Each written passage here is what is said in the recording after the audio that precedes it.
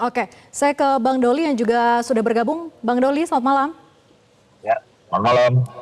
Oke, Bang Doli bisa menanggapi tadi yang disampaikan bahwa kalau kata Bang Ciko ini 3 hakim nyatakan dissenting opinion karena memang berani begitu mengambil keputusan itu. Sementara tadi Mas Adi Prime katakan bahwa memang ada dinamika politiknya jika memang sampai dengan putusan itu kalau berani mengatakan harus adanya pemilu ulang. Nah, bagaimana sebetulnya dari kubu 02 menyikapi ini?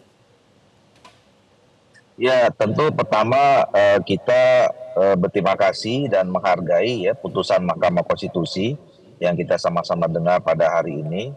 Nah, soal dissenting opinion itu kan bukan soal berani nggak berani ya. Ini kan soal bagaimana kita menguji dan kemudian membuktikan.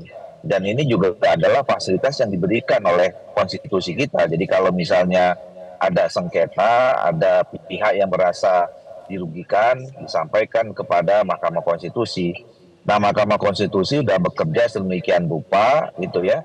Eh, apa namanya, dugaan-dugaan kecurangan, kemudian apa namanya ya, gugatan dan segala macam sudah disampaikan. Dan berapa ya, hampir sebulan ya kita mengikuti proses ini cukup panjang. Dan pada akhirnya kan keputusan ini diambil karena memang dugaan kecurangan itu tidak bisa dibuktikan. Nah, saya misalnya, saya waktu itu diundang juga menjadi saksi ya, saksi untuk menjelaskan soal pejabat. Nah, setelah kita tuduhannya kan adalah bahwa pejabat-pejabat ini eh, memang diperuntukkan, didesain sedemikian rupa untuk memenangkan pasangan calon tertentu 02 kata begitu.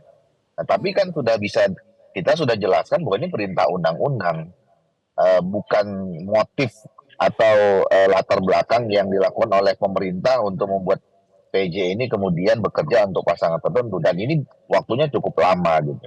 Nah, itu salah satu contoh saja gitu loh. Nah, jadi itu yang pertama. Yang kedua, ini kan Mahkamah Konstitusi ini kan sengketa hasil ya, perselisihan hasil pemilihan umum gitu. Nah, yang harus dibuktikan adalah apakah ada kecurangan-curangan yang terbukti katakanlah dilakukan secara terstruktur, masif dan sistematis itu ya di beberapa TPS. Nah, kalau kita lihat dari selisihnya ya, kalau ini mau dikatakan terbukti melakukan kecurangan, ya, selisihnya memang cukup jauh.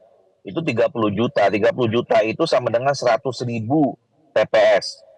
Nah, eh, sampai sekarang kan belum bisa kita lihat ditemukan kecurangan yang terjadi di eh, jangan kan 100.000 gitu ya, beberapa ribu saja mungkin kan tidak bisa dibuktikan. Nah, makanya kemudian arahnya adalah katakanlah diskualifikasi yang memang tidak pernah dikenal, regulasinya nggak ada gitu. Nah, oleh karena itu menurut saya ya sudahlah, saya dari awal kan sudah kita bilang bahwa kita mengikuti pemilu ini dari awal, kita sama-sama tahu peraturan perundangannya bagaimana.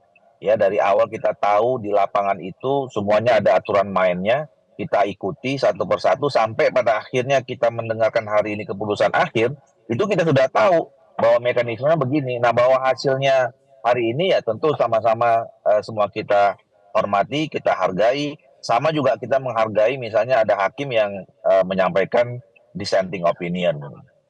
Jelajahi cara baru mendapatkan informasi. Download Metro TV Extend sekarang.